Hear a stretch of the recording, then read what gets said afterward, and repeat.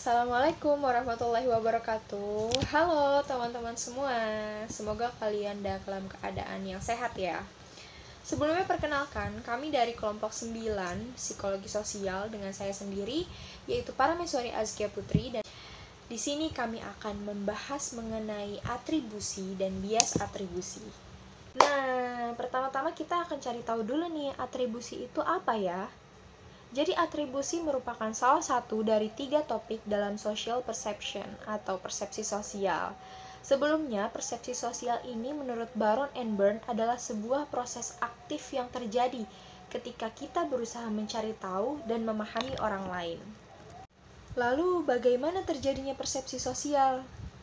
Jadi teman-teman, di sini ada 3 topik utama. Yang pertama, itu proses komunikasi nonverbal, yang kedua ada atribusi, dan yang ketiga adalah sifat formasi impresi.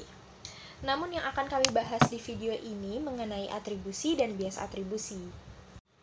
Menurut Baron and Byrne, atribusi merupakan proses yang kompleks ketika kita berusaha menjelaskan mengapa seseorang berperilaku tertentu, ada motif dan maksud apa di balik perilakunya. Teori atribusi ini sudah sejak lama disusun oleh para ahli psikologi sosial seperti Heider, Jones, and Davis, dan juga Kelly setelah melewati berbagai eksperimen sosial. Dan sebenarnya ada banyak teori-teori atribusi lainnya yang telah dikemukakan para ahli, namun kami hanya akan menjelaskan secara singkat saja mengenai teori atribusi ini. Penjelasan tentang atribusi yang sudah dijelaskan sebelumnya oleh teman saya Aske. Perlu kita ketahui ulang, atribusi adalah proses di mana kita mencoba jawab dalam menentukan penyebab di balik perilaku orang lain. Seperti jika seseorang ada yang marah, apakah ia memang memiliki bad tempered atau ada hal buruk terjadi kepadanya. Kita memeriksa perilaku orang lain untuk mencari petunjuk tentang penyebab di balik apa yang mereka katakan dan lakukan, kemudian sampai pada keputusan kita. Saya akan menjelaskan tentang teori kausal atribusi. Teori kausal atribusi ini dikemukakan oleh Heider, lalu dikembangkan oleh Kelly, yang mengajukan suatu cara untuk mengetahui ada atau tidaknya hal-hal yang menunjukkan penyebab tindakan, apakah dari sisi internal atau eksternal.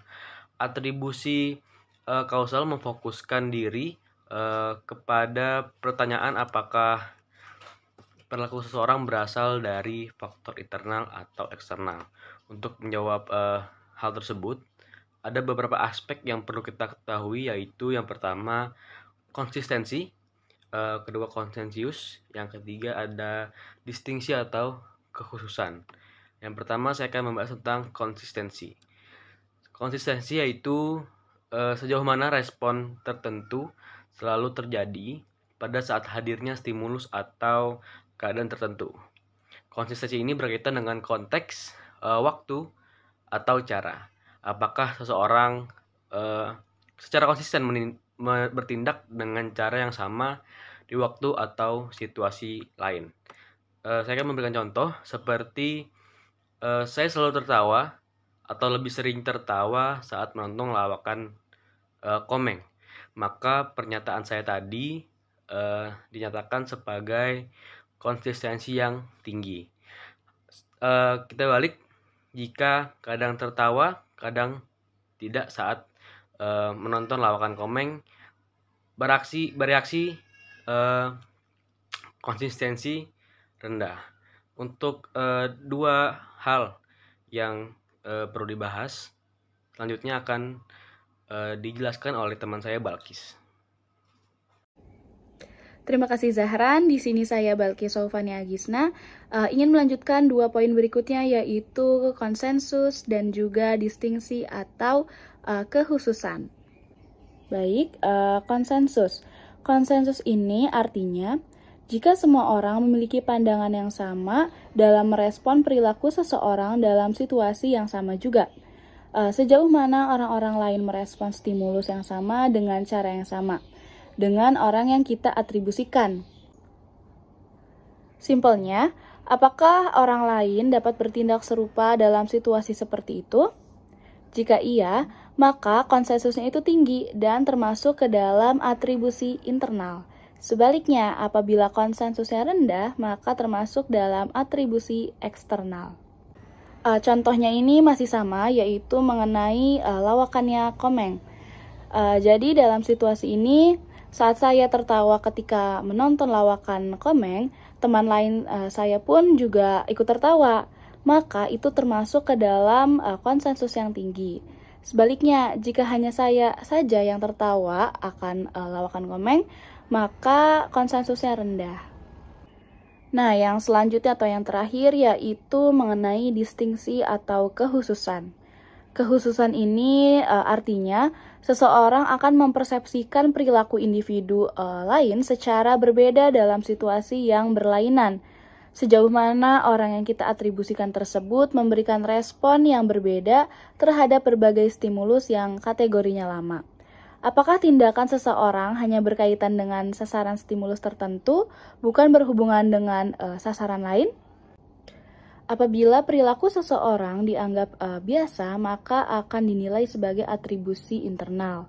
Sebaliknya, apabila perilaku dianggap suatu hal yang luar biasa, maka individu lain yang bertindak sebagai pengamat itu akan memberikan atribusi eksternal. Untuk contoh dari distingsi atau kekhususan atau keunikan ini masih menggunakan yang sama, yaitu misalnya saat saya hanya tertawa ketika melihat penampilan atau lawakan dari Komeng dan tidak tertawa ketika melihat penampilan atau lawakan dari entah itu Cak Lontong atau Sule atau Tukul Arwana, maka dapat disebutkan bahwa distingsi atau keunikannya ini tinggi. Sebaliknya, apabila saya juga tertawa ketika menonton lawakan dari pelawak lain selain Komeng atau siapapun gitu ya, misalnya bukan Komeng aja, maka dapat disebutkan bahwa keunikannya itu rendah. Baik, di sini saya akan membahas analisa dari contoh yang disebutkan oleh Balkis Saufani, yaitu saya hanya tertawa saat melihat atau menonton lawakan Komeng, bukan lawakan dari siapapun. Itu dikarenakan memiliki keunikan atau distingsinya yang tinggi. Dan saya hampir selalu tertawa kalau melihat Komeng beraksi atau melakukan hal apapun. Dikarenakan memiliki konsistensi yang tinggi pula. Dan jika saya tertawa, lalu teman saya ikut tertawa, itu karena konsensusnya itu yang tinggi pula. Jadi perilaku tertawa tersebut karena atribusi eksternal, dan lawakan Komeng itu adalah stimulus eksternalnya. Namun sebaliknya, jika saya bisa tertawa dengan lawakan apapun, bukan hanya dengan Komeng, itu dikarenakan keunikan atau distingsinya yang rendah. Dan setiap saya menonton lawakan apapun dan membuat saya tertawa, itu karena konsistensinya itu yang rendah. Nah, dan saya tertawa meskipun teman saya yang lainnya tidak tertawa, itu dikarenakan konsensusnya itu yang rendah pula. Jadi perilaku tertawa tersebut dikarenakan atribusi internal, yaitu saya suka tertawa atau memiliki tipe humoris. Nah, selanjutnya, bias atribusi. Nah, bias atau kesalahan yang mungkin terjadi saat menjelaskan mengapa suatu perilaku itu terjadi. Dalam konteks atribusi, setidaknya terdapat 3 kesalahan yang jamak dilakukan dalam mengatribusi suatu perilaku. Antara lain itu ada fundamental attribution bias, dan yang kedua ada actor observer effect, dan yang terakhir ada self-serving bias. Nah, apa sih yang dimaksud dengan fundamental attribution bias? Itu terjadi jika pengamat hanya fokus pada pelaku dan bukan pada situasi yang lainnya. Dan fundamental attribution bias adalah kecenderungan untuk mempersepsikan orang lain sebagaimana yang ditampilkannya karena sifat-sifat yang dimiliki oleh orang tersebut. Jadi, aktor observer effect itu mengatribusi perilaku pribadi pada situasi dan atribusi perilaku orang lain pada faktor personal. Seperti cenderung kita menyalahkan lingkungan atau faktor eksternal saat kita mengalami kegagalan. Namun, saat kita melihat bahwa orang lain mengalami kegagalan, kita justru menilai bahwa itu adalah dari kesalahannya atau faktor internal. Untuk self-serving bias adalah ketika manusia mengatribusi tingkah lakunya berdasar pada kesuksesan dan kelebihannya, bukan pada kegagalan ataupun kelemahannya.